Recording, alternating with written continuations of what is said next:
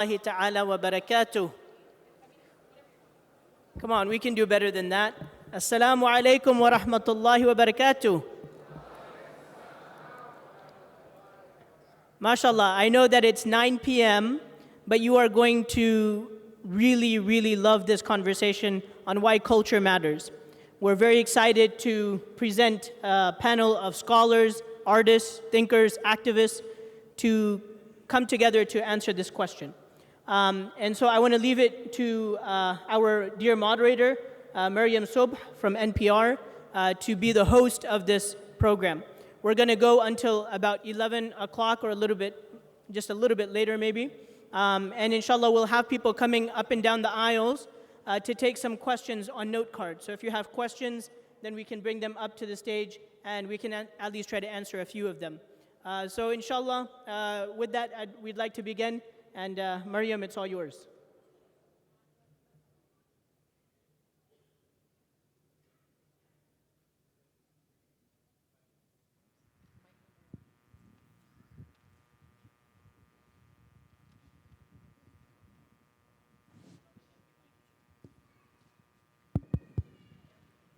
Thank you so much, Saad.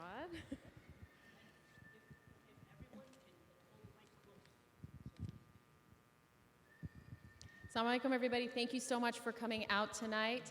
We have a wonderful panel of speakers, and we're hoping that this is going to be an informal discussion, but one in which we can really be open with each other and really explore not only culture, but where we as Muslim Americans are headed in the future. So first of all, we're going to begin. Each of our panelists has been given a question ahead of time, and they prepared a brief sort of response to that. And after they are all done talking, we're going to do follow-up questions. And in addition, if you guys have your cell phones, please turn them off. We don't need any sounds interrupting.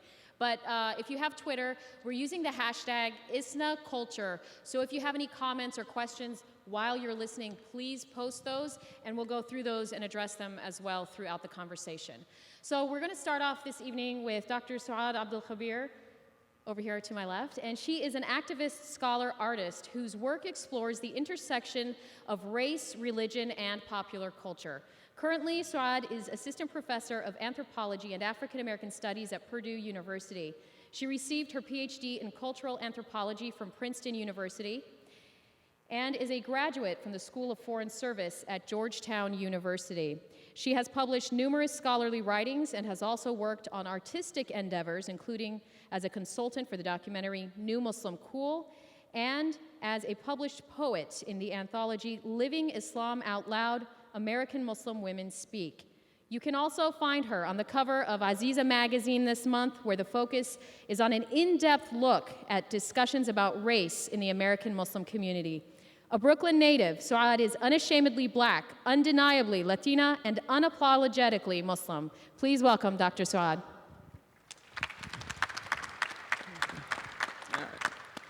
Okay, assalamu alaikum, everyone. So I want to first thank Maryam for the great introduction, and also everyone, Sohaib Sultan and everyone at ISNA for the invitation to participate in this conversation tonight. So Maryam asked, should I read the question or? Here, read the question. Okay, forgot to ask the question. So what I wanted to know from Dr. Suad is, what is the basic premise of culture? And not just sort of the basic premise of culture, but jumping into our present day and exploring what we are currently seeing with the next wave of American Muslims. It seems as though they're testing boundaries and expressing themselves in ways that 20 years ago would have been deemed quite controversial. So what's going on? All right. So I'd like to begin to answer that question by really addressing a fundamental misconception that dominates the ways American Muslims talk about culture.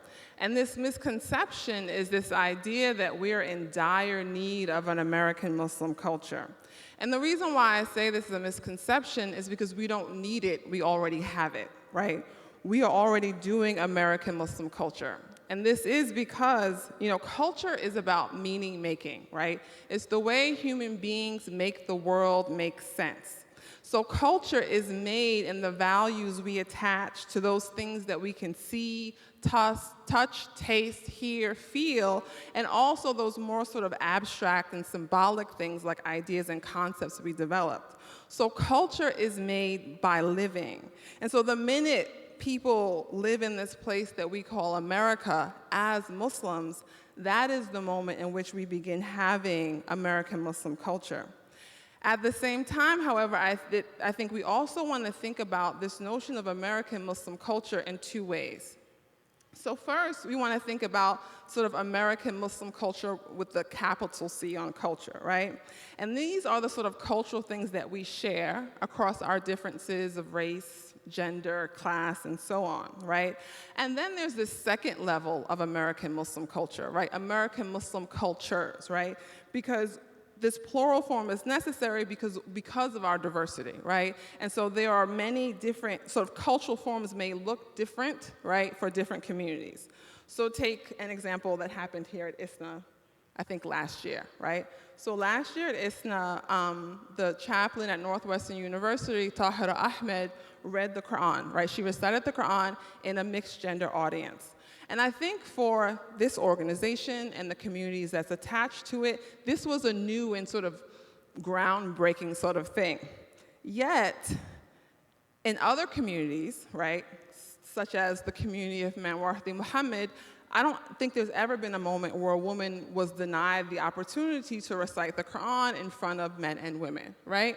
So while we celebrate Tahira Ahmed and we celebrate ISNA's leadership on that particular choice in this particular community, we don't identify it as this new thing, but rather sort of a shift in one American Muslim culture that is representative of an extension of American Muslim culture with a capital C, right? And at the same time, we don't lose sight of the fact that gender inequity, right, is a persistent problem within American Muslim culture with a capital C, right? And so whether it's Imam Muhammad's community or a community like ISNA or other communities, we still have challenges in which, how many women are on a panel, for example, or things that are much more harrowing, like the silence around domestic violence, right? So gender inequality is a challenge within American Muslim culture with a capital C, right? Likewise, I think you didn't mention this, but in the question that you gave, you talked about some examples, right, of things that this new wave, you called it, of Muslims are doing that is sort of testing boundaries, right? So you might have, for example, a young Arab-American Muslim woman who decides to wear her scarf, right, to tie her scarf in a gele or turban-like style. And it may be very true that in her particular Arab-American Muslim community, she is testing a boundary, right? But she is not doing something that is new, right? Despite the fact that, sort of the New York Times might like us to think so, right? And Miriam's laughing because I think I posted on Facebook, it's like, how many times can they write the same article, right? American Muslim women like to look nice, it's like, and then they're in every sort of quarter, they're discovering this again, right? So there's this way in which, we want to sort of identify shifts that happen in communities. We want to understand this notion of American Muslim culture and what that is as one that's something that has always been in existence and continues to exist as long as we sort of live in this place that we call America, right, as Muslims. And also we want to pay attention to the fact that there's something much more powerful about a narrative of American Muslim culture that is one of continuity, right? That's one in which this Arab-American Muslim woman is extending a stylistic choice that may predate her or precede her from her African-American Muslim counterparts, than this narrative of, oh, look, I woke up one day and decided to put my scarf in a turban, right? It's like, right? And more importantly, I think for me, the question that I'm interested in asking, or the question that I'm interested in posing, right, is what kind of boundaries are being tested, right? Are people testing boundaries in ways that are just remixing white supremacy, right? So for example, does hip hop become the backdrop to their own fantasies that they're the center of the universe, right? Can American Muslims now claim to belong because just like everybody else, we use black bodies as props, right? So this is my question. And I think in terms of, and I'm asking that question because in our community, and I think across our difference, there's a lot of anxiety about representation, right? How we are being seen or featured in the media. And the anxiety is warranted, right? Because everyone's tired of seeing this kind of, the burqa-clad woman who's being beat, by her tyrant husband who like eats babies for lunch. People are tired of seeing that. But at the same time, we can't just sort of exchange this one overly simplified narrative of who we are for another one. So maybe instead of a burqa-clad woman, victim of domestic violence, now we have this kind of like uber yuppie or hipster, really cool Muslim woman, right, who does all these things, but she's still one-dimensional, right? And fundamentally, she's still, when it comes to these questions of culture and race in particular, she fundamentally doesn't believe sort of that Black life, for example, matters. Like these things are still a part of the story. And so for me, I think that what I'd like us to think about, well, the 2 points that I'm going to close, right? So there are 2 points I want to make. So one point I want to make is, so this question of representation, right? I think Muslims often articulate or advocate for these really what was simple representation, what this one scholar, American Muslim scholar, Evelyn El-Sultani she calls simplified complex representations, right? So they look good, but really, if you think about them, they're not really good because they don't shift the status quo, right? So she says, for example, so there'll be a Muslim on a television show because she focuses on TV, right? Now, the Muslim isn't the terrorist, right? It isn't the person bombing the thing, but it's the one calling the FBI to tell people that the other Muslim is the terrorist, right? So, okay, that's great, but no, it's not great, right? Because the only way we can understand or see a Muslim is in the context of this idea that they're a good Muslim in comparison to this bad one, right?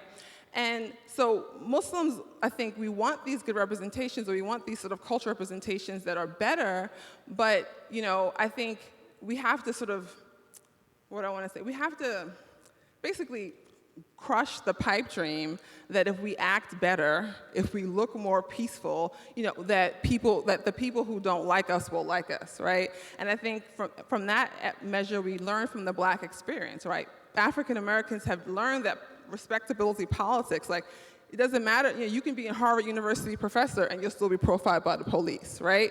They will still kill you, shoot you, leave you in the street, blame you for your own death, and then call your community animals because they stand up for your life, right? So these things will continue to happen. So it's not about sort of replacing one overly simplified notion of who we are with another, but I think it's about creating representations or creating cultural production, right, that offers something that is both excellent in its quality, but also demanding, right, and transformative. And so I want to give a short example. I'm going to close with this. So there is a American Muslim woman. She's a Grammy-nominated artist, and her name is Maimouna Youssef, and she's from Baltimore, Maryland. And she did a cover of a song that came out, I don't know, a year or two ago by a young white British woman named Lorde. And the song that Lorde released was called We're Not Royal, or it was called Royals, and it's like, We're Not Royals. And the song many people read as a critique, right, of hip-hop culture in particular and Black culture, right? And this idea that, okay, well, all it's about is money and bling and there's no substance or meaning to it, right? So Maimouna Youssef covers the song, and Maimouna Youssef is a dope MC, and she's an amazing singer, and so the song is excellent, right, in her cover. But she also makes a point, and so I wanted to sort of share one of the points that she makes, right? So she says, we don't know that old, true blue blood slave money. War heroes take it to their grave money. Cotton money, cane money, diamond blood stain money. And then she asks, what about that tax money, oil money, Africa's rich soil money, so thick you can't fold money, British East Indian Company old money, gold money, limestone coal money, right? And so what's genius about what she's doing is she's saying, there is a discourse in this country, right, that looks at the oppressed, looks at those who have been marginalized, looks at those who have been subjugated, right, and flips it so then they become the responsible for their own situation, right? So you black people, you don't know how to spend your money. You don't know how to save your money. You don't know how to be married, et cetera, et cetera. And she's like, well, what about that Cain money? Right? What about that money that was gotten through the enslavement of human beings, right? What about that British East Indian Company money, right? What about that was money that was given that people still benefit from today, right? From those who colonized and subjugated people, right? And so her narrative here is both, what's genius about it is that it's both pointing to the particular critique or responding to the critique that Lord gave, right, through on sort of this kind of black urban culture, but also connecting it, right, to the realities of other oppressed and marginalized people throughout the world. And that, I think, is a genius that is representative of black genius, but also representative of American Muslim genius. And so when you think about culture and what culture is, what kind of cultures we have, and what cultures we can create, or what kind of cultural production we can create, I think this is an example, right, of the kind of dynamic, incisive, intelligent, and really robust, right, sort of cultural production that is possible for our community. Thank you. All right, thank you so much, Dr. Saad. We did just get a tweet, maybe for you guys to kind of think about. It says, but Muslim culture should be cultured through the lens of Islam. Otherwise, why are we here? Our unity means nothing without it. So we can address that after we go through our panelists. I want to introduce Dr. Sherman Jackson up next. He is the King Faisal Chair of Islamic Thought and Culture and Director of the Islamic Center for Thought and Culture and Practice at the University of Southern California. He's also a core and founding scholar of the American Learning Institute for Muslims. He's published several books and has been named as one of the 500 most influential Muslims in the world. Now, the question for Dr. Jackson will is somewhat tied into what Dr. Saad addressed. It goes as follows. At the time of the Prophet, culture was a respected part of life. Can American culture be a part of the Muslim American identity?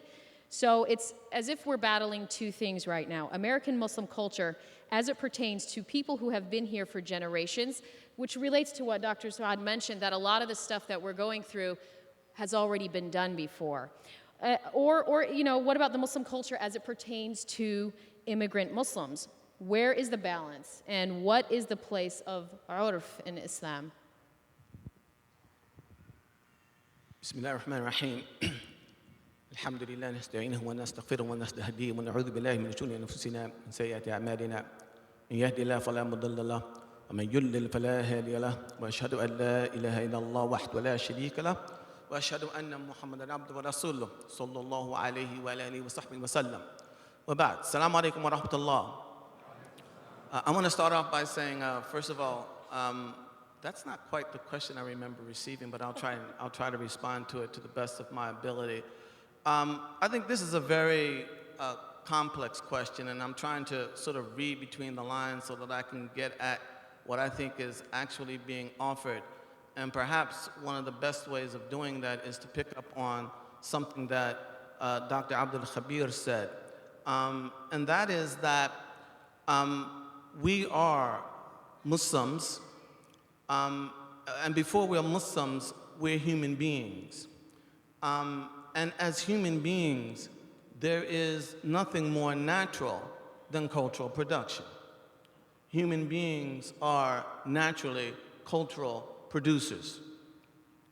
And we may draw some instruction in this regard from something that the Prophet said, sallallahu alaihi wasallam, in the collection of Abu Dawood.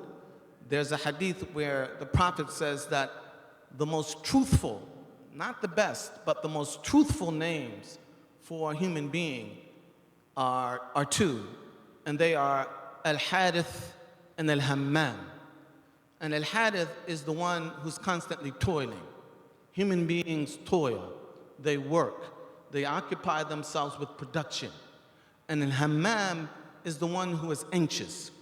And cultural production, in some ways, is really about taking the edge off the sort of cosmic anxiousness that we feel as human beings. This is why the German philosopher Martin Heidegger once said that it is that cosmic fear, you know, where do we come from? Why are we here? Where are we going? He said that is the mother of all culture, and all human beings are involved in that. Well, in terms of the whole enterprise of producing culture, I don't think that is our problem because we're just as human as anybody else. But I think that we have a number of hang-ups, if I might be permitted to use that word. And those are as following. On the one hand, we are, as an American Muslim community, in a sense, in a transitionary phase. In some ways, we are stuck between a certain sort of allegiance to what may be called a back home culture, a back home expression of Islam. And by the way, you don't have to be an immigrant to have that attachment. Many converts are equally attached to that because they don't know of any alternative to that sort of back home expression in terms of what is likely to be accepted or recognized as quote unquote Islamic culture. And then we have the other side of the equation where we are a bit anxious about this whole business of too readily or too intimately identifying with a sort of cultural production that might be just a bit too comfortable in an American space. And I think that here, if I might be permitted to be frank, I don't think there's any point in having any discussion among us as modern Muslims that seeks to do away with or ignore the reality of our history. All right? I mean, we are where we are today as a certain particular moment in history. And that is a post-colonial moment. That is a post-slavery moment. And those moments produce their own sort of dynamic. And part of that dynamic is ensuring that we no longer are seen or see ourselves as the object of some other's will. And that can put us in a position where we're not quite sure where to draw the boundary between, well, how much of this American thing can we partake of, and how much must we reject? How much of the back home thing must we keep a hold of, and how much can we let or dump off in the Atlantic on our way over? So that's part of the challenge that we face. The other challenge that we face, how long do I have? 7 more minutes. 7 more? That's generous. All right. The other challenge that we face, has to do with this whole appendage of Islamic. And here I think I'm going to shock some people because I'm about to make a 180 of sorts, but I hope they'll still be my friends afterwards. I think that there is a certain amount of diffidence, a certain amount of anxiousness, of discomfort about the whole enterprise of cultural production, particularly cultural production in what I consider to be that narrow understanding. And by the narrow understanding, I mean cultural production that's really sort of about the use and deployment of our imaginative energies, our expressive energies, our inventive energies, to sort of take us beyond the everyday drudgery of everyday life. I mean, this is, leisure and entertainment. So we think of, painting and art, we think of that as culture. We think of music as culture. We think of comedy as culture, all right? The way we dress as culture. But this to me is culture in the very narrow sense, and I'll talk about the broad sense in a minute. Most of our conversations, I think, about culture are culture in that narrow sense. And when it comes to culture in that narrow sense, we have still some lingering questions.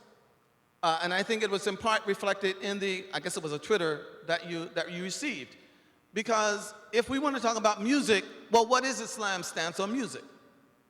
How do we come about reconciling this whole business of musical expression with the parameters of Islam that we understand to be something that we are responsible for in terms of how we go forth and charge the everyday realities of life?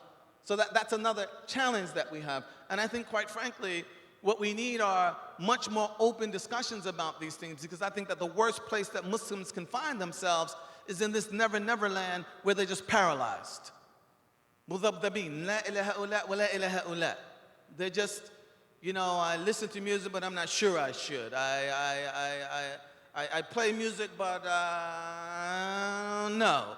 And this kind of paralysis, can breed that sort of double consciousness that is the death of a healthy psychological life for any community. And so we need to face these kinds of issues. And by the way, it's not just music, it's film. If I'm writing literature, can I use an expletive? All these kinds of issues that we have to confront. And I think that this is another part of the problem. The third problem is that for us in America, when we start talking about, quote unquote, an Islamic culture, I think most of us tend to think in mono terms. That is to say, there's going to be sort of a single, quote unquote, American Muslim culture that's going to emerge, and that's going to position itself as the hegemonic overseer of all cultural production among Muslims. And so we're going to end up with a cultural orthodoxy that admits some forms of cultural expression and that does not admit others. And I'm not talking about simply on the basis of Sharia or anything like that. I'm talking about some of us will have sort of cultural proclivities that go in this direction, and others will have cultural proclivities that go in another direction, and both sides will be trying to claim these as Islamic culture. And we end up with these sort of underground guerrilla wars among us as Muslims.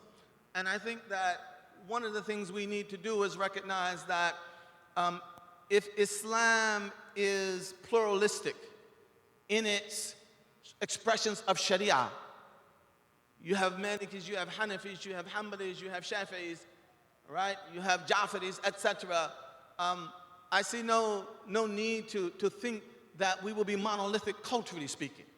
And I think one of the major challenges for us, especially as Muslims in America, because if you look around this room, we're unlike, to my knowledge, any other community in the world. We have to redevelop a civics of pluralism. And that's a civics of pluralism that respects the boundaries that define us as Muslims, but also recognizes the fact that there are many, many different ways to go about this thing. And when your way happens to differ from mine, I'm not so insecure that I have to try and tear you down, because I see only one possibility for the expression of a genuine Islamic culture. We really have to get over this. And I think that, many of us in here, we agree with this in principle, but somehow we've not acquired the skills. We've not acquired the sort of, almost even the soul force to really accommodate it in everyday life. Because when we go out here, we see a sister dressed in the way we know, we see a brother, we hear, and we engage in these sort of microaggressions, right? We don't even necessarily say anything. We let people know that they're not really appreciated in our midst, all right? And these are precisely the kinds of things that breed that sort of internal bleeding. You know what I mean? It's like, if I insult you in a way that's explicit, I can apologize and you can accept my apology. You follow what I mean? But a microaggression, a little slight, all right? You can't even acknowledge that I slighted you, because then that puts you in a position of weakness vis-a-vis me. So you just internally bleed, and you hate my guts. And this is what we have, in so many aspects of our community, and we gotta find ways of overcoming this kind of thing. All right. So I think those are some of the challenges. Do I have 3 more minutes? 1. That wasn't set. All right. She got a fast cultural watch, man. Anyway, I wanna shift very quickly though to what I think there was another very important dimension, because I think that one of the dangers that I see is that we start talking about this whole business of American culture, American Muslim culture, American Muslim culture, and many of us take this, as an excuse to sort of, run to our own little cultural bubble as Muslims, and we feel good about ourselves as Muslims, and we've gotten rid of many of the sort of the conflicts within, culturally speaking, among us as Muslims, but yet we forget, all right, that we are a small part of a much larger societal reality. And the fact of the matter is that while success in that regard may change the way we see ourselves. It will be limited in terms of the way that others see us. And when you're a minority in any context, racial, gender, religious, whatever, all right, the way that the majority sees you will ultimately affect the way that you see yourself. And I think that we have to recognize that culture, as Dr. Abdul Khabir did say, that culture is not just that culture, artistic expression in that narrow sense.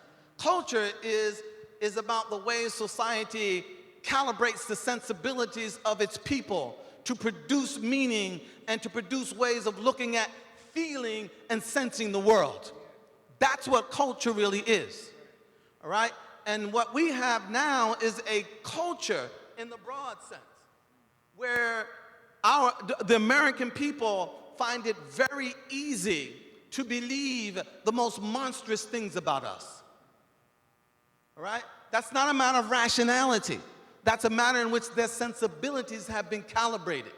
That's a matter of how meanings have been created, that make these things so believable about us. And one of the things that we have to understand is that we as Muslims in America, we have to acquire the ability to have an impact on that culture in the broadest sense. Because if we don't hear, and I'm going to read it, and I'll stop, because I can feel you. But this is really important to me. And one of the reasons that it's important to me is that I think that many of us think that, all of our problems will be solved through politics. I'm not a political pacifist, and I don't think that politics is unimportant, all right? But if the culture, in the broad sense, of the society in which we live does not change, no matter what rights we get, the culture will interpret those rights, and it will apply those rights in ways that it sees fit, not in ways that we see fit. And so politics alone won't get it. And I want to read you something that haunts me. I mean, it absolutely haunts me. And this is from that famous German philosopher, Friedrich Nietzsche. If I can find it. See, you got me nervous now, I can't find anything. He talks about the fact, maybe I'll have to just paraphrase it. He talks about the fact that it is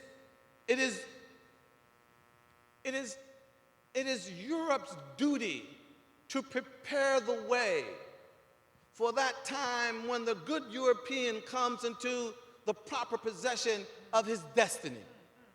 And that destiny is to supervise the universal culture of the world. And he's not talking about the art and the music, etc. He's talking about the way we see the world, including ourselves in the world.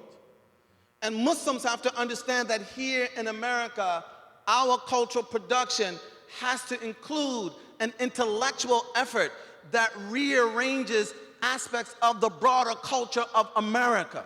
Because only in that way will we be able to get non-Muslim Americans to see themselves and to see us differently.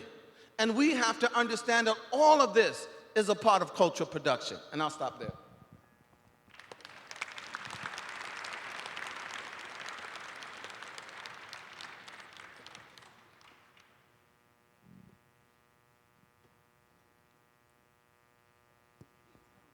All right.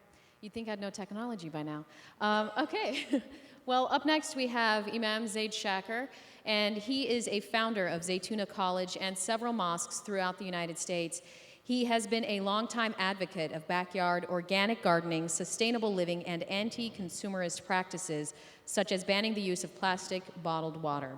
He's written extensively on these subjects, along with a host of other concerns. He's been active with a number of relief and development organizations, among them Islamic Relief and the National Zakat Foundation of the United Kingdom. Imam Zaid has also been named as one of the 500 most influential Muslims in the world. Our question for Imam Zaid tonight is that you've often been noted as someone who's critical of cultural trends, particularly after a poem you wrote on the topic, which seemed to coincide with the Happy Muslims video that came out. Can you elaborate a little more on what some of the possible dangers are and what your solutions are for a way in which one can both be Muslim and American without compromising either identity? الحمد لله رب العالمين والصلاة والسلام على سيد المرسلين سيدنا محمد وعلى آله وصحبه وسلم تسليما كثيرا. السلام عليكم ورحمة الله وبركاته. Alhamdulillah.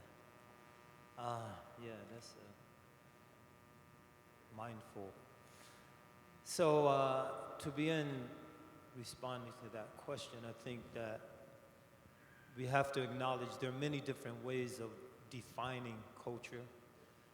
Those who've been listening carefully have heard several from the previous two speakers, Dr. Suad and Dr. Jackson here. So may Allah Ta'ala preserve both of them. I'd like to begin looking at this question through another definition, one that's been implied by Dr. Jackson towards the end of his comments, and that is culture as the sum total of all socially transmitted behavior. So in that sense, it's sometimes broken down to the level of symbols, so words, for example, insha'Allah. Symbols, heroes, such as our Prophet sallallahu alaihi wasallam, rituals, such as our prayer, our fasting, and other Hajj, one of the great rituals in our religion, and then values. And the former three are sometimes seen as informing the latter, but also expressions of the latter to a certain extent. Now, as Muslims, if we consider the sum total of socially transmitted behavior, our society is transmitting many different behaviors and inputs that influence behaviors to us. Some of those can be categorized as distinctly Islamic for those of us who are Muslims. So those of us, particularly those who converted, but even certainly true for many who haven't, who had that Islamic moment in their lives where they consciously became a practicing Muslim even though they were born into Muslim families. Those things are being transmitted to us by our society. I'm here in America. I was born and raised here in America. I was not born into a Muslim family. I did not grow up in a Muslim neighborhood, but my society transmitted elements of Islamic teachings to me that enabled me to become a Muslim. But the society is also, as Dr. Jackson mentioned and implied, is translating a whole lot of things to us that could be categorized as distinctly un-Islamic. And then, of course, there's a gray area where we don't know if the things society is transmitting to us are distinctly Islamic or un-Islamic. And this is something that's implied by our Prophet sallallahu alaihi wasallam when he said, "Inna al-halala bayyin." Those things that are distinctly lawful are clear. "Wa inna al-harama bayyin." And those things that are clearly unlawful, those things are clear. "Wa baynahuma umurun mushtabihat la ya'lamuhunna kathirun min an-nas." And between those things, those two extremes, if you will, are gray areas, doubtful matters. Most people do not know the ruling concerning those. So this is the role of scholars. So to go back to the question, I think sometimes we lack either the proper experience or the proper input from scholars to determine where a lot of those gray things in that gray area fall. And that's where a lot of experimentation, that's where a lot of trial and error comes into play. So this is where I think the issue at hand can really be fleshed out a little, in the sense that we are Muslims. We're living in the context of a society that's transmitting to us a lot of things that either are clearly un-Islamic or they fall into that gray area. And our Prophet sallallahu alaihi wasallam, he goes on to say, فَمَنِ اتَّقَى الشُّبُهَاتِ فَقَدْ اسْتَبْرَأَ لِدِينِهِ وَعِرْضِهِ. One who is able to avoid those doubtful things escapes with their religion and their honor intact. So many times I think we either consciously or unconsciously adopt a lot of the things in that gray area, and they become grave challenges to our religion and or our honor. Now, our challenge is preserving our ability to hold on to those things that are clearly Islamic. That's our challenge. And it's very difficult in these days and times. Our Prophet sallallahu alaihi wasallam was shown everything that was going to be. And amongst the things he was shown was the challenges that Muslims would face at the end of time. So he said, في آخر الزمان أيام تسمى أيام الصبر. At the end of time, there will be days, there will be called days of patience. Why it would take a lot of patience to negotiate them. القابض فيها على دينه كالقابض على الجمر. One holding on to their religion, and here those things that are clearly Islamic. One being able to pray 5 times a day. One being able to turn to the Quran on a regular basis. One being able to fast the month of Ramadan would be like holding on to a burning ember because of the many challenges. وَأَجْرُ الْعَامِلِ فِيهَا, the reward of one who continues to practice and act in those days, كَأَجْرِ خَمْسِينَ رَجُلًا, is like the reward of 50 men. Minna ya Rasulallah, or minhum, from us or from amongst them. Minkum, from amongst you. The reward of 50 companions. Why such a great reward? The difficulty in holding on. So holding on requires that with our collective wisdom, not with any one set of inputs or any one understanding of Islam, our collective wisdom, input from our scholars, which we are called to resort to, أَتِيعُوا اللَّهَ وَأَتِيعُوا الرَّسُولَ وَأُولِي الْأَمْرِ مِنْكُمْ. Obey Allah, obey the Messenger, and those in authority amongst you. أي يعني أولي الأمر منكم العمراء والعلماء.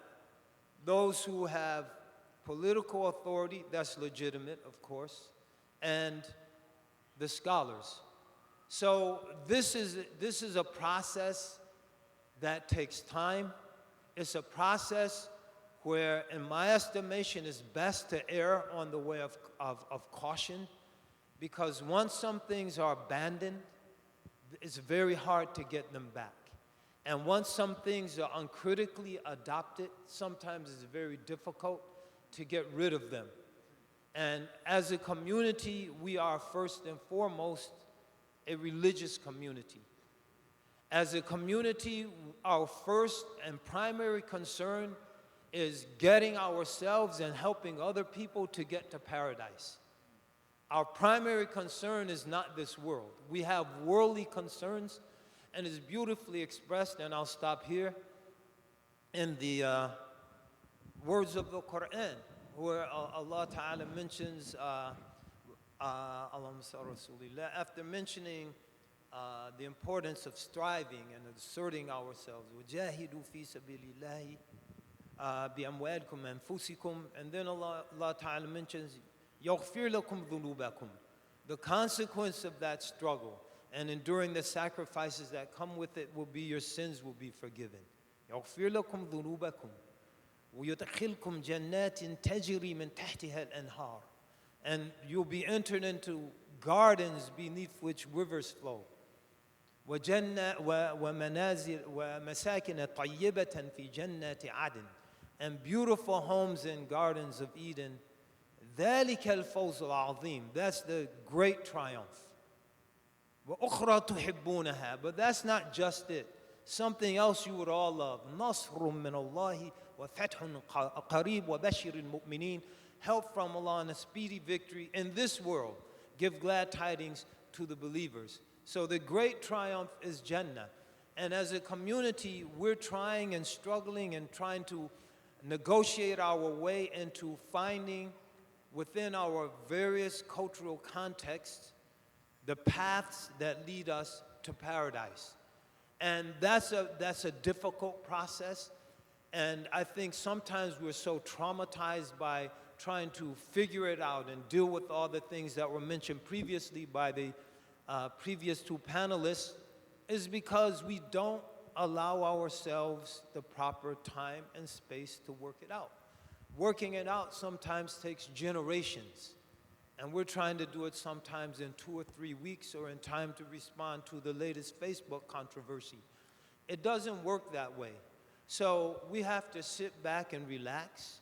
We have to allow ourselves times personally and as a community, the space and the time to experiment, to engage in this process of trial and error. But as we do it, I think we should be cognizant of the fact that many of the filters that provide us with the ability and, in a certain sense, the parameters to gauge what we will accept and what we will reject, that those filters are provided by the Quran and the Sunnah, and those are the enduring sources of guidance that has allowed a distinctive Muslim community, culturally and other ways, to exist in this world for 1,400 years. And if we respect those filters, we will be able to continue to exist despite the tremendous challenges of the modern and as somewhat described as the post-modern world. Assalamu alaikum wa rahmatullah. Thank you, Imam Zaid. Just a reminder, we have a hashtag on Twitter. It's ISNA Culture. If you have any comments you would like to add, if you disagree with anything that's been said, please tweet it, let us know. If you have any questions, you can also put them out there. The hashtag again is ISNA Culture. No, nothing is off limits, so be as open as possible. Well, we finished with our scholarly panelists here, and we're going to move on to the two panelists that we have that are in the media and the arts. We're going to start with Brother Alex Kronemer. He is the co-founder of Unity Productions Foundation and the co-executive producer of the upcoming PBS documentary, Enemy of the Reich, okay. The Nur Inayat Khan story, which will air nationally on Tuesday, September 9th. Enemy of the Reich tells the amazing story of a heroic Muslim woman who defied the Gestapo in Nazi-occupied Paris.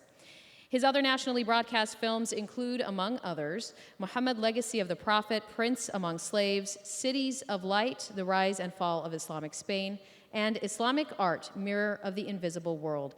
These films have been seen by an estimated audience of 150 million people worldwide and are part of numerous educational programs that have reached over 25,000 classrooms and libraries. So the question for Brother Alex tonight is that people often think of culture as what we see in the media.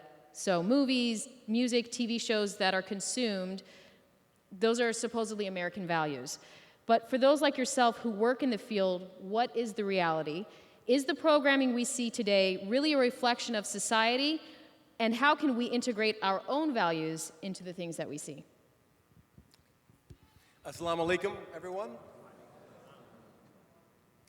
So, a first grade teacher was trying to calm down her class after recess. And she looked out to this very busy class, little children running around, and she sees this little girl standing by her desk. And she says, "Sally, what did you do during recess?" And Sally said, "I was playing in the sandbox." And the teacher looks out to the class and says, "Class, you remember sand is one of our words of the week. Sally, can you spell sand?" Sally says, S-A-N-D. Teacher says, "Very good, Sally, excellent. Go put a gold star up next to her name." And Sally runs and she puts a gold star up to her next name. She's very happy. And the teacher looks back out and she sees this little boy. He's being rambunctious and he's jumping up and down. And she says, "Billy, what will you do during recess?" Billy said, "Well, I was playing in the sandbox with Sally." Teacher said, well, class, box is one of our words of the week too. Billy, can you spell box?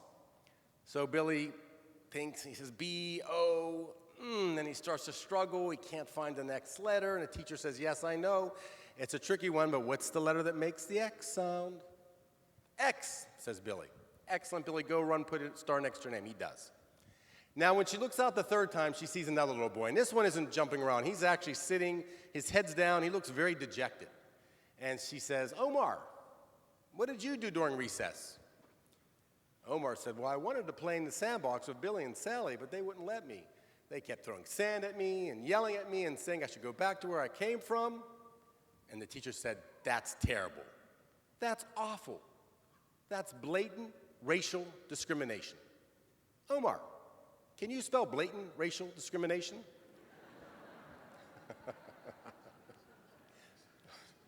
Now, now that's a story. And it seems to express something truthful about the American Muslim experience. But it's also something that if really was out there and heard and understood, you really couldn't look at American Muslims quite the same way, particularly American Muslim youth. And it gets to your question, which I would like to turn on its head. Because what I would like to assert is that storytelling in the arts is not really about reflecting society. Storytelling is about making society.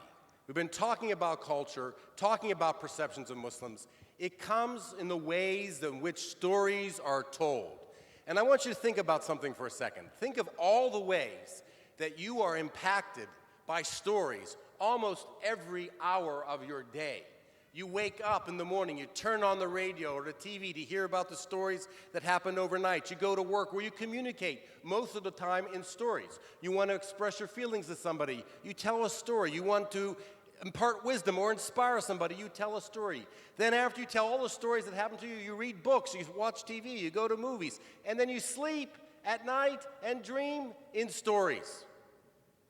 Stories are always with us. In fact, cognitive neuroscientists believe that our sense of self may be simply the story that our brain is telling itself to make sense of reality, to know what facts to let in and what facts to ignore, to decide what is a friend and what is a foe. And we should reflect on that for a second. Because what it really means is stories are the most powerful force in human affairs. And when Dr. Jackson earlier was talking about the way people have fixed ideas, you grabbed your head even to say how deeply it was, it's because of the stories that get told. And it functions with, storytelling functions like it would in any kind of context. That is to say, there are characters, there's a plot, and so it's the kind of characters that we cast Muslims in, both amongst ourselves, but also how Muslims are cast by others. And I would like to point out right now, as we are seeing all these, with ISIS and all these news reports and so forth, to reflect on this idea that some groups, some ethnic groups, some regions, when we talk about bad things, we look through the prism of victims. A few weeks ago, when we were concerned about the children who were coming from Central America, nobody was looking at that situation through the lens of the drug cartels and the terrible things they're doing. We're looking at it through the eyes of the people victimized. But when it comes to Muslims, typically we look at those stories through the lens of the perpetrators. Those are the characters that get put forward as the ones that matter. I saw a headline today written by somebody who was arguing, about what we should do in Syria and Iraq, et cetera, and the headline was, "The most terrible people on earth," referring to ISIS, most terrible people on earth. But another headline could easily have said, "The most victimized people on earth," talking about the people in that same region who have been living under terrible conditions of war and destruction and fear for a long time. But it's how how we cast those stories. And of course, the plot that we have. And many times, the plot doesn't even include Muslims. The film that was introduced, the film on Noor Inayat Khan, is a story about a World War II hero, a woman living in Paris, a Muslim who fought the Nazis, defied them, and died in Dachau doing so. And the reason this whole idea came to pass to begin with was 3 years ago, I was attending a conference with other filmmakers, and some of you may know this is the 70th anniversary of the D-Day invasions. And while I was at this conference 3 years ago, there was a lot of discussions of all these documentary filmmakers about all the films that they wanted to make about one story or another about World War II. And not a single person mentioned, of course, Muslims. And that didn't surprise me because I myself had no idea or never heard of any story involving Muslims in World War II in any way. But then a surprising thing happened. A few weeks later, both my partner Michael Wolf and I were screening a film at different ends of the coast, and we heard a story told to us about somebody whose relative had been Jewish living in France and who had been saved by a Muslim family, in one case an imam, in the other case a family. And that was shocking to us after going to this conference and not imagining a story, hearing two back-to-back stories like that. And we began to research it and started finding out that, oh my goodness, there are literally tens, hundreds of stories about Muslims just in Paris, Algerian immigrants who fought with the French resistance, hundreds of them dying. The Paris Mosque that sheltered Jews during the war. The Franco-Muslim hospital that shot down U.S. airmen and British airmen and was awarded a Medal of Honor by President Eisenhower after the war. And let me ask you all this question. What was the largest volunteer group in World War II? It was the Indians. The Indians who volunteered and served in the war across all the fields of the combat. And when is the last time you've seen a brown-faced person in any movie or any documentary about World War II? I bet never. Yes, exactly. So, the point about it is this. Part of it is also the plot. And the plot that we put to this. And do we include people or do we not include people in storytelling? So I would say to you that it isn't so much, are the arts, are the stories reflecting with the realities, it's how much are our stories shaping the perceptions of reality. That is the thing that we should be asking ourselves. And the answer to that is not very much, not enough at all. And I'll tell you why I think that is the case. About 6 years ago, I was at ISNA, and I had a little panel where I was actually making more or less the same talk. And I was getting really revved up. I mean, I was really hot. I was on fire. I was out there, and I was yelling at the audience, and I was getting big responses. There was like 300 people. And I was like saying, you know, Muslims need to be telling their own stories. And the crowd was going, yes! Muslims need to be in the arts, being in the media. We need to share our stories. We need to tell who we are. Yes! So encourage all your children to go into the arts.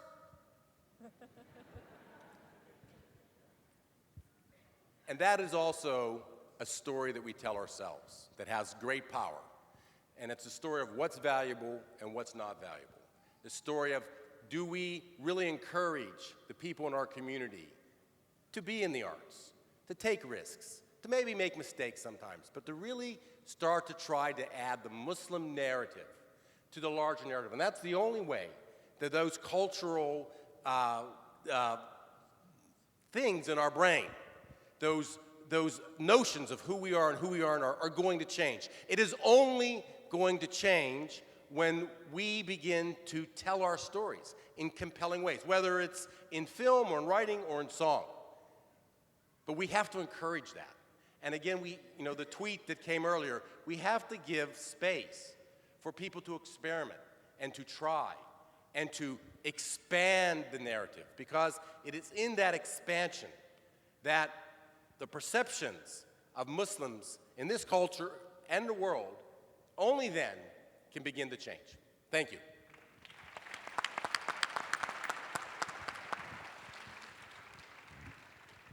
Thank you so much, Brother Alex. Well, up next, our panelist is someone who is actively involved in producing art and culture for popular consumption, I would presume. Brother Ali is a highly respected hip-hop artist, speaker, and activist from Minneapolis, Minnesota. His decade-long resume includes 6 critically acclaimed albums, mentorships with iconic hip-hop legends Chuck D and Rakim, and performances on late-night talk shows with Conan O'Brien and Jimmy Fallon. He was keynote speaker at this year's Nobel Peace Prize Forum. Brother Ali is currently working on his first literary offering, tackling the topics that are discussed in his speaking engagements and workshops. Now, the question that I pose to Brother Ali is that the lyrics you write and perform are different than the tunes of the modern-day Muslim pop star. They deal with real issues right here at home, but there still seems to be a lack of appreciation for this kind of artistic expression in the Muslim community. Tell us a bit about what inspires your art and also how this kind of art can help heal the Muslim community and bring them together.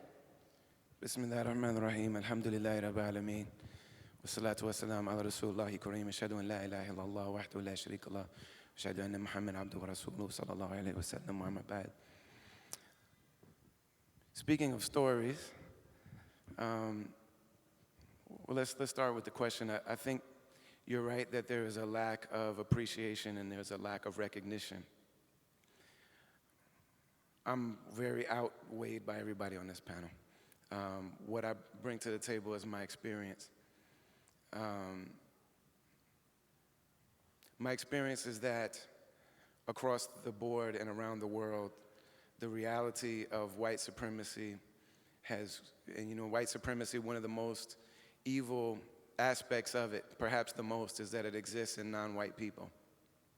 It becomes a dominant narrative, and it becomes part of the overall systems of domination that we face in this last time. We face systems of domination across the board, of economic and cultural and et cetera. And one of the main things that we face is the idea that whiteness and everything that comes from white people are the most legitimate, the most precious, the most acceptable, that white people are more valuable, and white thoughts and white ways of being and white ways of living and expressing. And on the other side of that, that blackness is not important, and that it's not legitimate, and that it's not valuable, and that it's not to be honored, and that it's not to be appreciated. And this has been my experience as a Muslim American. This has been my experience as a European American person, raised by black people directly, not figuratively, and raised by the black Muslim community, and raised in a really amazing, incredibly enriching and wonderfully developing environment, and then set out into the world with everything that I've been given, both in my deen, also in my culture, and the way that I express myself, the art that I've been taught, and the tools that I've been given to engage and navigate the world as it is.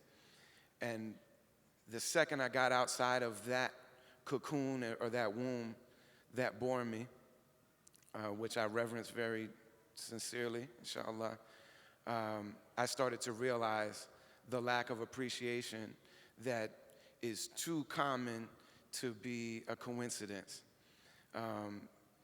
both in the Muslim world and then also in the world of art. That in America and also in Muslim America, we have an idea about who is a legitimate American and who's not, who's a legitimate Muslim and who's not. And the closer we are to whiteness, white success, white anything that we have that white people appreciate, we love it and we celebrate and we jump for joy when we have a white person that can express Islam in a beautiful way. And we have some that are amazing, and may Allah preserve them. When a white scientist proves a hadith, we jump for joy, we're giddy, we're overjoyed, we're so happy about this. Likewise, the people who Allah chose to give his religion to first on these shores, and the first protectors of al-Islam in the world, were black African people. The king, the Najashi in the Habashi area, was the first out of all the people to actually stick his neck out and risk his political relationships to guard and protect the early Muslims when they were having trouble with the aristocracy in Mecca. And there was a community of Islam that existed there. And it was for a short period, but it was a reality. Muslims were safe there when they weren't safe at the Kaaba, in Africa, among black people. And this particular leader became Muslim. And our dear beloved Prophet Muhammad sallallahu alaihi wasallam, when that leader passed away, he stood and made a janazah for him.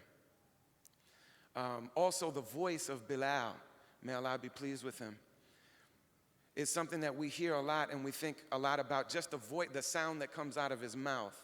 The idea of his black voice has been cheapened till we believe that we're told that he's the first muezzin because he had a good voice.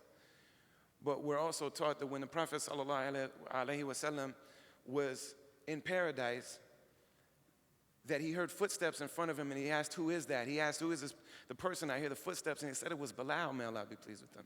This means that this voice isn't just the sound that comes from the throat, but it emanates from a spiritual state and a spiritual reality. And in America, we're starting to get used to the idea that we don't own black people anymore, but we still think that we own everything they create, culturally and spiritually and in human terms. And nobody ever in the history of America here expresses their rights as a human being without using the language that was created by the Black liberation movement. This is true in CARE, this is true for the women's rights movement, it's true for the GLBTQ. Everybody that expresses human rights uses this.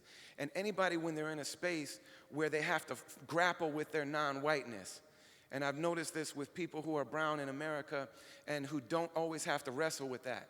But when they get into a space post 9/11 and et cetera, where they have to really wrestle with the fact that they're not white, that who do they go to for guidance for that? Where do Muslims in America, young Muslims in America, go to learn how to not be white in America? They go to hip hop and they use these expressions and they value them, this toolbox that's been established. And this is true across the board for everybody. And in America, from so many of the enslaved Africans who were brought to these shores, some were sold, but many were stolen. And among them were great scholars. The name Booker T. Washington comes from Abu Bakr. The term Bailey, the last name Bailey, of whom Frederick Douglass is a descendant, came from an individual named Belalli, who was a great scholar. Among these people were Ahl al-Bayt, descendants of the Prophet Muhammad sallallahu alaihi wasallam. Among these people were descendants of the Sahaba, may Allah be pleased with them. People like Abu Bakr, may Allah be pleased with them. And these people brought out Islam, and your movie that you made about it was incredible, and I love the fact that you told that story. And may Allah reward you for that. These stories haven't been told. And without any significant da'wah campaign, the first people on these shores to desire al-Islam, to reach for al-Islam, to really risk their lives and give their lives to establish al-Islam, the people to whom Allah saw fit to give his religion and make yet again the vanguards and the protectors and the guardians to literally make America safe for al-Islam, were the children of enslaved Africans, black Africans. I don't know how many of us really discuss this, how much this is really seen, that there was a miraculous event that happened with Imam Warathuddin Muhammad, where people had been striving to learn Islam and to know al-Islam for so long.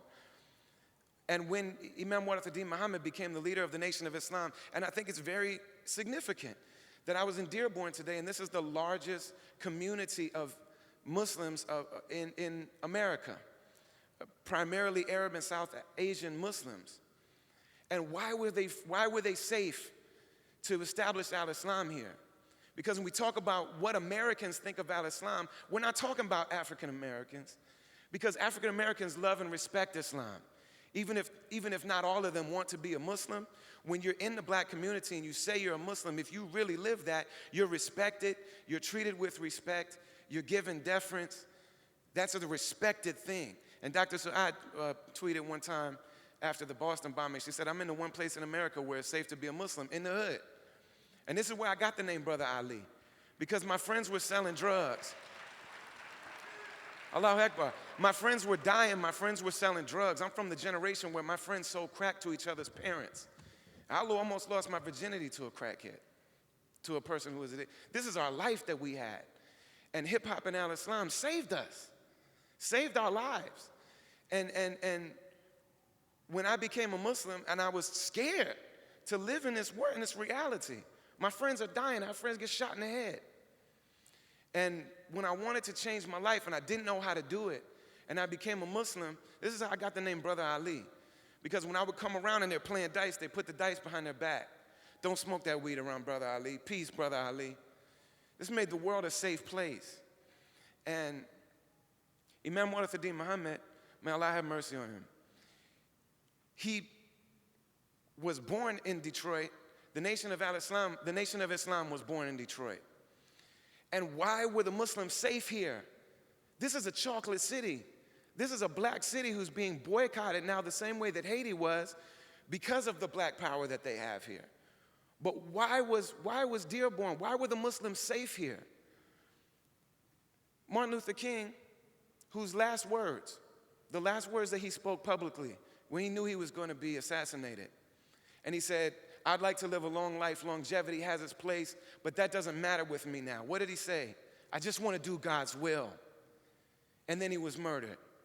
And the bill that allowed for non-white immigrants to start coming to America in big numbers, our dear beloved brown Muslims that started coming to America in big numbers, this was preceded by the Civil Rights Bill. The language and the precedence of the Civil Rights Bill is what caused this to happen. So even non-Muslim African Americans made America a safe place for Islam. And when CARE and when the people stand up for civil rights and for human rights in this context, this is the language that we're using. But my experience when I go places is that, and to get back to Imam Warithuddin Muhammad very quickly, they had a notion of Allah that a lot of us don't recognize as being part of our tradition. I was just with Minister Farrakhan not too long ago, and the way he explained it to me made sense to me. And regardless of how we feel about him, I sat with him, and he expressed his love, and he taught for 3 hours from the seerah of the Prophet Muhammad sallallahu alaihi wasallam. And he expressed his love and his desire to move his community to al-Islam. But Imam Warithuddin Muhammad, as a little kid, when he was very young, related a story where he prayed to Allah, he made dua to Allah, Allah, if we're not understanding you properly, please bless us to understand you properly. And after he became the leader of the Nation of Islam, within 1 year, within a very short period of time, almost 500,000 people converted to Islamic orthodoxy, to Tawheed. This is a miracle in the shores of America. And we're telling stories and we're deciding what's in it and what's not. Why is this not in our story? Why do our children not know that this is the legacy that we inherit? Why do we not see these people as our predecessors in the religion? Why do we not see this community and not only the great scholars that we have that we can ask to represent all of us, all of that community? And I'm a European American person, but my community is the Black American Muslim community. This is how Allah had it to be. So when we talk about Muslim culture, I'm just very, very torn up at our schizophrenia and at our amnesia. Because I just, it's plain as day to me, with just my limited everything, that we're missing out on our humanity. This idea of white supremacy separates us from our humanity. That's what it does. And frankly, it's the manhaj of shaitan. Ana khayru minhu, I'm better than him. And our Prophet Muhammad sallallahu alaihi wasallam addressed it specifically in Surah Al-Hujurat, but then also he addressed it specifically in his farewell khutbahs. And in our beautiful scholars, and I love all of them so much, they're masterful at addressing this end time. And being very, very specific about administering, what do they call it when you have a disease and they tell you you have the disease? Diagnosing. Things like the environmental issues, things like the food that we're eating, things like all of these things are very specific about it. And may Allah bless them for that. But how are we able to have this conversation pretending that white supremacy isn't part and parcel of this modern world? That we don't look at the sun to know what time it is. We look at a clock that tells us what time it is in England.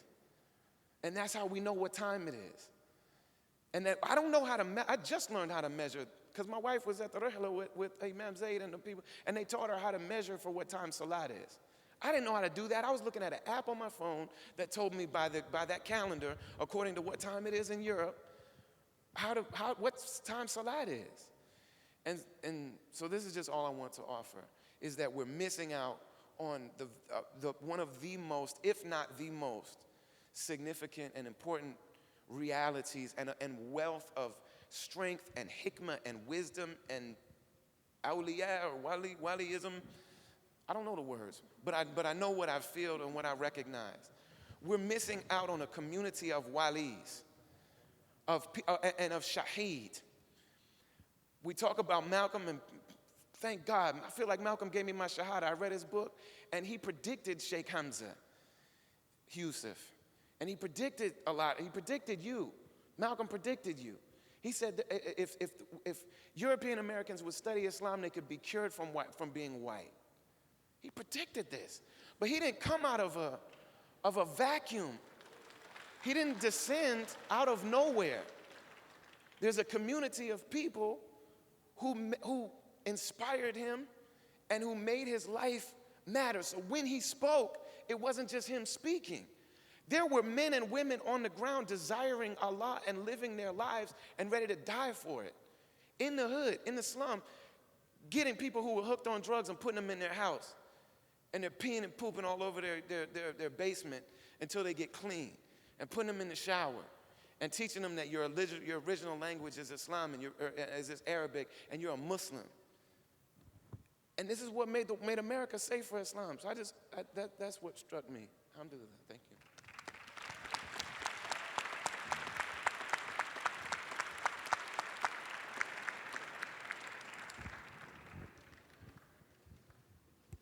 Thank you so much, Brother Ali. So, something that kind of ties in to what we've heard so far from the panelists. I mean, it's great. We have all these ideas of what's going on with culture, where we want to go with it. But there seems to be a huge disconnect between the generation that's coming up known as Generation Y. A lot of those folks haven't known life before the internet. They socialize and interact online. You know, there are lots of self-made Facebook imams. And then there's this whole new trend now where it's like someone gets so many followers and all of a sudden they're an expert, they're an authority, and people turn to them. So where is the solution to this kind of, I don't know if I would call it a crisis, but it just seems that there is a huge disconnect and there needs to be some way to resolve it and not ignore it. All right. So I would like to offer thought on that. So I guess, you know, it's very interesting because Brother Ali and I are sort of coming at this from a position of people who are trying to perform, be storytellers in a way, and we have scholars and 2 top 500 most influential Muslims. But I think that, you know, I would offer this idea, and that's the following. We, as Muslim community, one of my observations on becoming a Muslim was that this was a community that's culture, you might say, is very focused on scholars and scholarship and getting things right and really doing the rigorous work of that nature. And that pursuit makes us maybe sometimes afraid of, in essence, what I would call the marketplace of artistic ideas. Meaning, you're saying that there's a social media and it's sort of chaotic and people can be experts, that they can have followers. But I think that's actually a good thing in the following way. Because these voices, these ideas really get out there and they compete. And some are hot for a little while, but it's the ones that are saying something truthful that persist. And the ones that really getting at genuine human emotions that stay. and the term that I keep using, begin to expand the narrative. And that's what I think we need to be doing, is expanding the narrative as much as possible. And so I don't think that that's a bad thing, and I don't think there's quote unquote a solution to it. I think it's actually a very good way that many people in our community are getting more empowered to express ideas and express thoughts. And again, some of those ideas will just disappear because they're not worthy of it. But those that stay, just like the great works of art over time, have something to offer us all that are important. If I could say something quickly to that, I think one of the reasons we struggle so much is that we haven't developed, and that might not be the proper term, because social movements sometimes aren't developed. They're sort of the product of a spontaneous historical moment. But we don't have, to a certain extent, mass movements that articulate various solutions or attempts at solutions to a lot of these, bridging a lot of these divides, overcoming a lot of these issues and questions. So I think to a certain extent, we have to be confident that the demands of our day will give birth to the kinds of movements that are necessary to answer some of these questions and to bridge some of these divides, because they're bigger than one individual. One individual isn't going to send out the ultimate Facebook status or write the perfect article that's been peer-reviewed that's going to answer all the questions. To a certain extent, it's going to be a product of a movement that brings activists, scholars, lay people together, and then collectively, their collective effort and attempts to just live out a particular historical moment is going to provide the answer.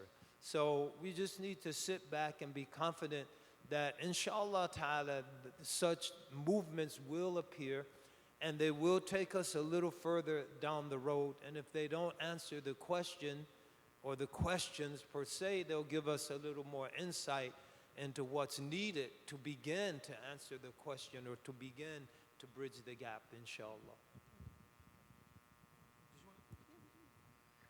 Well, my point is really very, very, very brief. Somewhat in agreement with Alex. I have some reservations about the chaotic sort of dynamic of the internet, but I think you are right that there is no ipsy dixit solution. You're not gonna shut it down. I think that though, for me, it's not so much the chaos.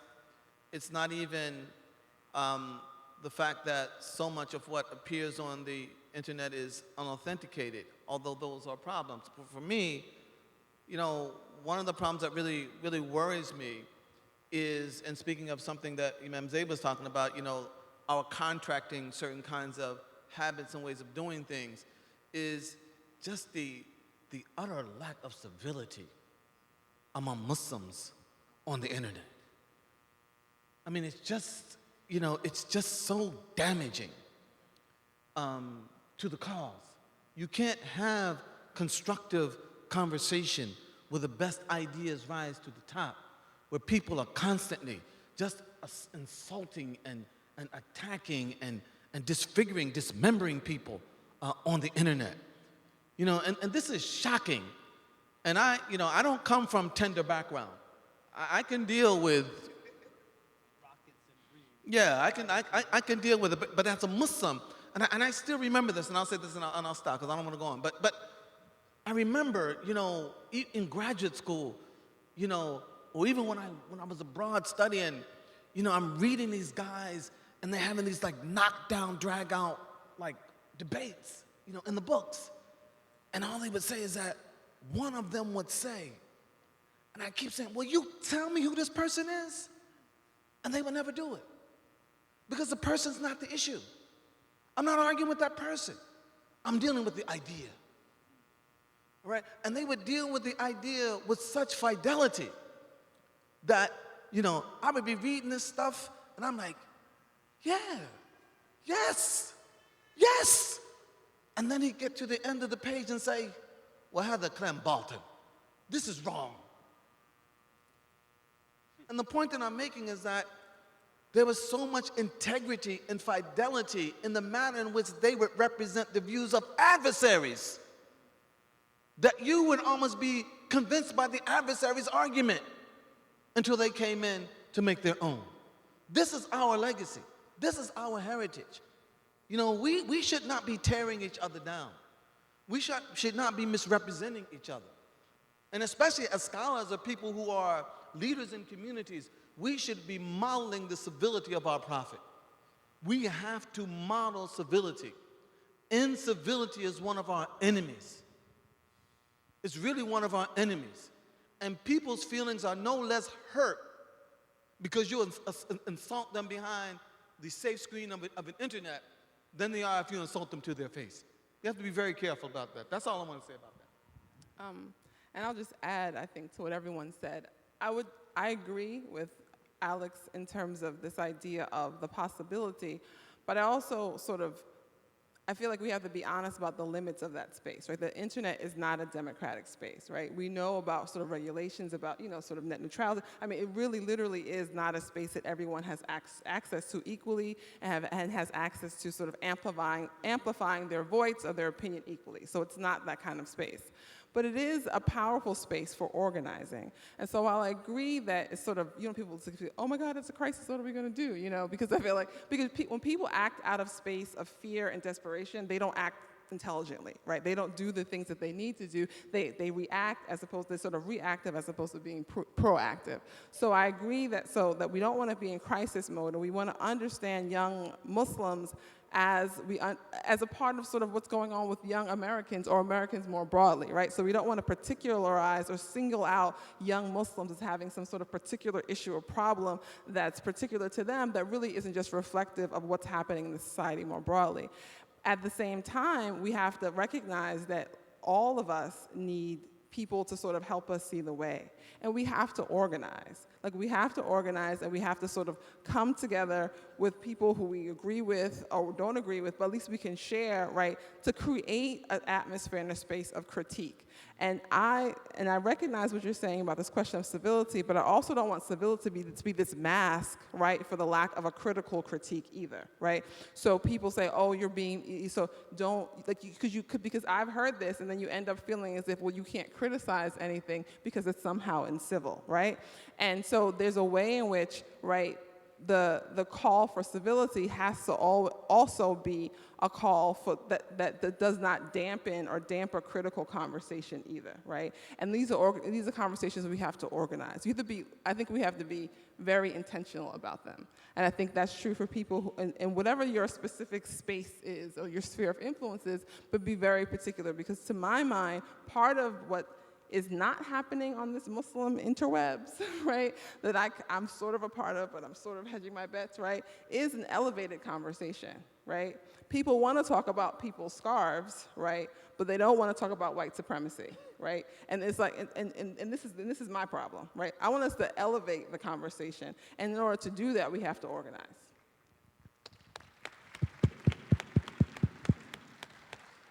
So we received a Twitter question about putting Muslims in the forefront through professional athleticism in the media. If we put Muslims in the forefront of these fields, is that a way to become, I guess, more obvious in American culture and be accepted and be a part of it? Is that the way to move forward?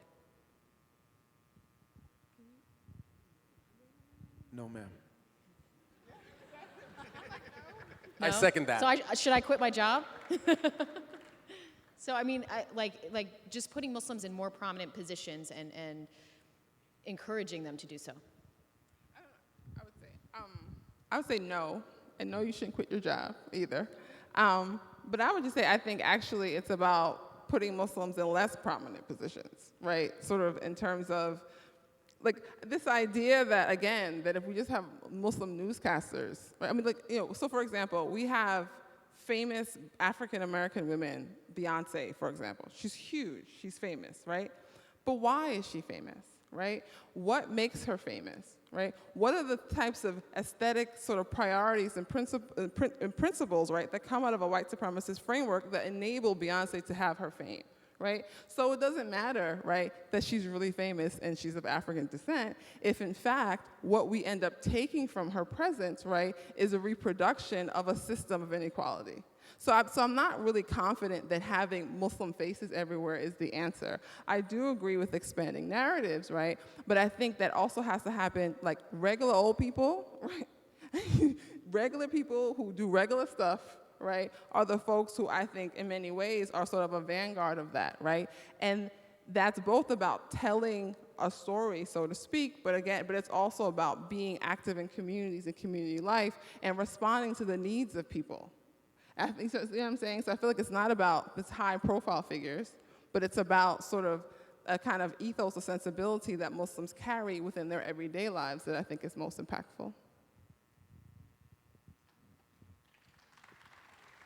Anybody else? I'd just like that, if I just could add to that, you know, your point of Beyonce, I think, is a very good one, in the sense of, you know, getting back to the issue of storytelling, you know, just by the fact that someone happens to be prominent, what story is that telling? It may be just telling the same old story of stardom or the same old story of something. You know, it's really about the kinds of stories that people in prominence reflect. Right. Yep. And I think that that's why we have to be careful about saying, well, any one profile will get the job done. There may be very prominent people. I mean, one of the things that prominent people do bring along with them is an added multiplier effect to the number of people who are going to listen to them simply because they're prominent. And as Alex said, I think it depends on what kind of story you can tell. I remember reading a sportscaster who, because we're running short on time, I'll be brief about the story, who said basically his father was quite a white supremacist. And when Muhammad Ali sat on television, big old FOI hat on, and said, if they want to put me before the firing squad tomorrow, I'm ready to die before I abandon the Honorable Elijah Muhammad and the religion of Islam. That's what he said. This man's father said to him, he said, you know, I don't know a lot about what this young man is talking about, but you get very few opportunities in life to stand up and be a man. And this man is standing up and being a man. And he said his father had voted for George Wallace in the first election. And under the influence of what he heard from Muhammad Ali, he voted for George McGovern in the next election. So people in prominent positions, I mean, can be influential. It depends on the story that they're telling. So I don't think it's either one or the other. I think it really is a matter of the story. Yeah, I think also it becomes very important for us to understand that there are certain fundamental principles in Islam, such as the belief in the universality of humanity, human brotherhood or sisterhood, that life transcends the physical, and that there are some things worth dying for. And I think that was the power, and there are certain things worth losing it all for. And so it's not a question of having people in prominence, it's having people in prominence who are willing to give their lives and to lose it all to be faithful to those higher truths and beliefs. And that's why Muhammad Ali was so powerful. He was willing to give up the fame, the wealth, the notoriety, his career, everything to advance a set of principles that could resonate to any decent human being, regardless of their race, ethnicity, class, background, etc. So if people of prominence can do that, perhaps it could help to move the whole conversation, social discourse forward and create different types of cultural understandings and realities.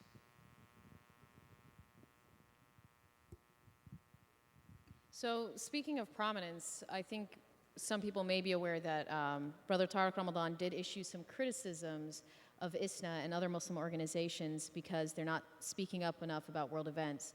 So my question is, if we are supposed to be creating this American Muslim culture and be concerned about being American Muslims? I mean, do we have to take single thing that happens overseas to like DEFCON 4? Do we need to, always be on this hyper alert, always reacting when we have a lot of issues here at home that we're not dealing with at all? Are we just sitting ducks? What should we be doing?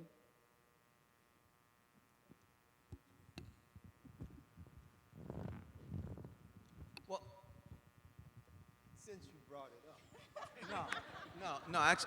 actually the opposite. Let me say, Dr. Ramadan is not here to represent in full his point of view, and I don't think that it would be appropriate to engage him in absentia in the absence of his ability to represent himself. So I won't speak about that. On the overall issue, however, of us as an American Muslim community, quite frankly, my own attitude about this is that we as an American Muslim community have to become a lot more self-respecting. We have to respect our own reality, our own priorities, our own values, our own issues. And we have to insist that we have not only the right, but the responsibility to define our own agenda in terms of what priorities we set for us as a Muslim community. And others who disagree with that, they may disagree with that. That may be a point in which we need to come together and discuss these things. But we don't have to report to anybody because we are Muslims who hold ourselves responsible before Allah. And we have children, grandchildren, brothers, sisters. We have a reality here that we have to take responsibility for. And we should not apologize about that to anyone.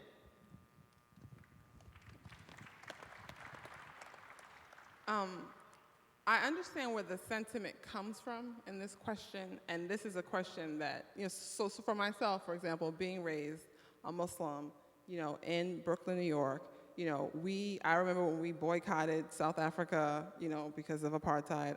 I always knew about Palestine, what was happening there, and I also knew about, what was happening, like Amadou Diallo, the things that were happening in my local community too. So my perspective, and so I think it's a little bit of a false choice between, do we have to care about everything? Yes, we have to care about literally everything, because our position as Americans is that we are the beneficiaries of U.S. imperialism, right? And so there was a photo that existed that was posted on Facebook of what's the thing? Tear gas canisters, right? And there were 3 locations on the earth, and I don't remember the third, but 2 of them were Gaza and the other was Ferguson.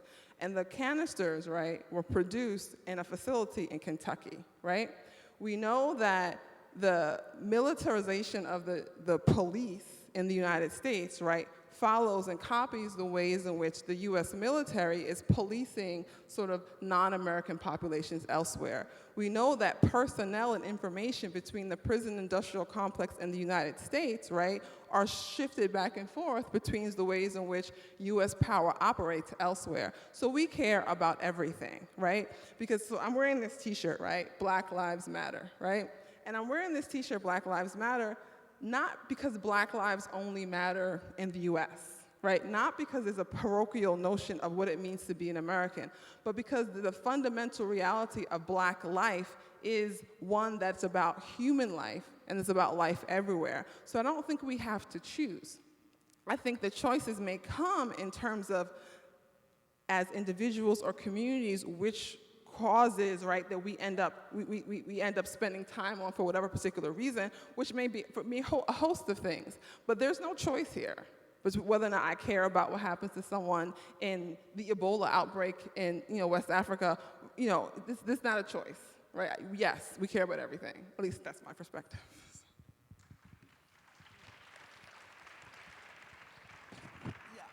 So this question, I was actually going to say something after this session was over to thank Imam Zaid, and this allows me to thank him in person in front of all of you for making an earlier point, in which was when you were talking about remembering that this is a religion and it's about our soul, it's about the afterlife, not to forget that. And when I became a Muslim now so many years ago, politics was the very last thought in my mind. It was a very spiritual experience for me. It was very religious. For me, it did something for my heart. And I sometimes feel, as I've progressed as a Muslim over these years, that increasingly I'm just engaged in conversations that have to do with issues of abroad and Muslim political actions, and do we put emphasis here or emphasis there, or what it is. And very rarely sometimes is the conversation brought back to really what our faith is about, which ultimately is about our souls and about connecting with the divine and realizing that whatever is happening here, it's temporary. We're passing through it, and there's something that we all should be keeping our minds on and headed for. And so I think to some degree, I was so happy that you said that, and I think it's something that bears repeating, because I think we need to keep that sentiment in mind as we regard all these questions and all these issues. You know, that ultimately Islam is about our relationship with God and where we're going. And it's also about this earth, but we shouldn't forget the other, and I think sometimes we often do.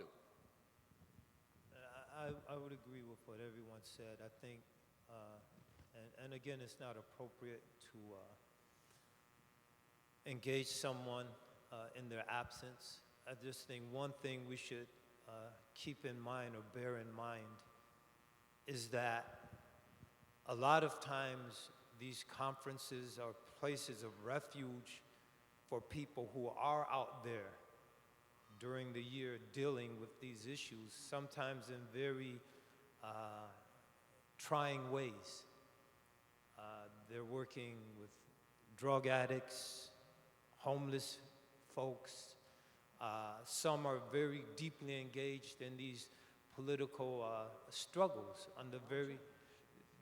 with their children, as students, in the divestment movement, and very difficult and trying ways. And if we cannot have any spaces that can serve as a refuge where people can come together and they can be rejuvenated spiritually so that they can go out into the world and engage it with new energy and with a new spiritual perspective that can keep them focused on the big picture. If all of those spaces are taken away and every space becomes a space of political contention, controversy, stress, and strain, then we're going to see the already dangerous trends of apostasy, people leaving Islam because they can't find any relief except amongst the Buddhists or amongst the Christians. They can't find any spiritual meaning in the context of what has been defined as Islam. I think we're entering into some very dangerous territory that is unprecedented in the history of this ummah, because the ummah was able to survive the political disasters because it had places of spiritual refuge. The Mongols conquered Islam politically, but Islam conquered the Mongols spiritually and brought them into Islam. And I think we have to be cognizant of those sort of realities, or else we're going to become a very unique community in the history of this ummah. Well, I do have Just one thing. Just because I was listening to what you were saying, Imam Zaid, and I think, torn about what you're saying, in so much as that I think I 100% was agreeing with what you were saying earlier about this. Oftentimes I feel like American Muslims need to give ourselves a break. You know, everything is not DEFCON 4, even though stakes are high, right? You need to take a minute. You're not perfect. Allah's in control, right? And you do what you can, you know? It's sort of like, what was this phrase I created for myself, right? We fight for justice, but we reap its reward in God's time, right? Because we don't know what's going to happen. Well, we continue to fight. But this notion of spiritual refuge, if you don't believe that I'm fully human and you're a Muslim, like if you're my Muslim brother, but you don't really, like how can I find spiritual refuge with you? And so this question of spaces and the spaces we create is one, I think, about politics, right? And I don't believe in some this kind of bifurcation of politics and religion, those sorts of things. But if we do not create the space, right, to head on deal with these fundamental sort of beliefs that still, in all sorts of ways, they come up, these microaggressions that Dr. Jackson was talking about earlier. If we don't like sort of create the space to do that, I'm not sure these spaces may be spiritually rejuvenating for some people, right? But there are other people they're not for. So, so that for me is kind of what I still struggle with. I don't think I articulated it properly. I don't think we're talking about sort of a black and white zero-sum situation. I'm generalizing. So when we talk about spiritual refuge, it's not necessarily a physical space that's 100% a conference dedicated to sort of recharging your batteries without confronting serious issues. I just think when the politics become so hegemonic that we can't even begin to envision a place of refuge, that's when it becomes extremely dangerous. So I'm not talking about any physical space, any physical geographical location, a center, a convention center, or anything, just having the idea that there are some spaces where we can come together and even discourse on issues related to politics, but approaching them from a different premise. And that premise has to do with something you mentioned in part, in that we don't know when relief will come. But we do know that part of dealing with the process of bringing about relief is cultivating a relationship with our Creator that leaves no room for despair.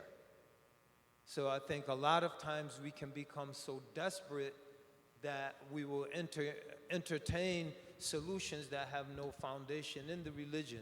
So how do we maintain spaces, even while we're having those conversations, that the atmosphere isn't qualified by desperation? The atmosphere isn't qualified by such an intense urgency to come up with a solution right now that we can't, even while we're having that conversation, let's say, let's step back for a minute and remember Allah, and then come back to it. And so, it's complex and nuanced, and I don't think I could even properly articulate it in the time allotted or even in more time, but I acknowledge what you're saying, and it's very real, and there are dangers in going too far in any direction. Yeah, I think there are dangers of going too far in either direction. I just think that many of us know people who are personally just holding on by a thread, and that has to be, I think, a priority as well. Now, that might not engage our quote-unquote political energies in the typical way that we're used to talking about them being engaged. But these are our sons, these are our daughters, these are our friends, these are people we've known for years, and I think that have to acquire some priority among us, as a community. Things are tough out there for Muslims. Things are really, really tough out there for Muslims.